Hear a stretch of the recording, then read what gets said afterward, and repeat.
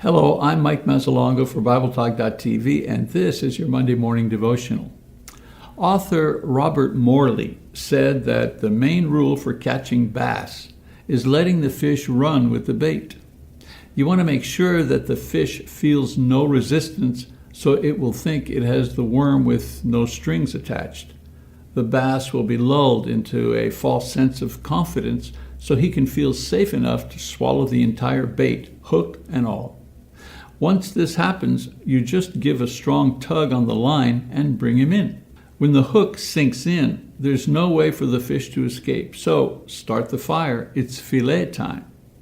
Now, there's a disturbing parallel here in the way Satan works in luring us into destruction. First, he dangles the bait, and like bait for fish, human bait is always particularly desirable. It can be the promise that we will be noticed as first among others, pleasure of some kind, or easy gain. But whatever it is, the bait is always designed for our weaknesses. Next, and most importantly, he will allow us to run with the bait thinking we can enjoy ourselves with no strings attached.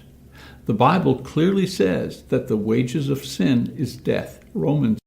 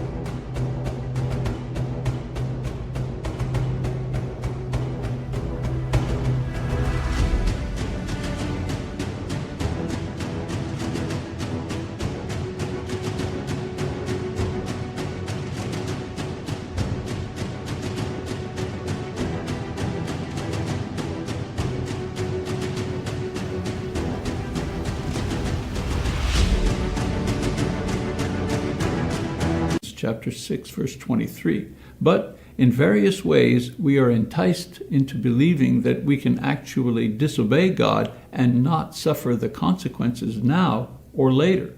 Then, when we least expect or want it, we feel the yanking of the line that brings us to the awful realization that we are hooked by sin and must face the prospect of losing our freedom and our souls. For some, the hook will only sink in when they are before God at judgment. Fish never seem to learn between real food and bait. Let's be smarter than they are. If it's according to God's word, it's a blessing. If it requires disobedience, it's bait. Knowing which is which will make a real difference to our eternal lives. Discussion questions. Number 1. What factors tend to make us more susceptible to temptation? Name 3. Number 2, in your opinion, why do some people repeatedly give in to the same temptation? Number 3, what 3 things can Christians do to strengthen themselves in order to successfully resist temptation?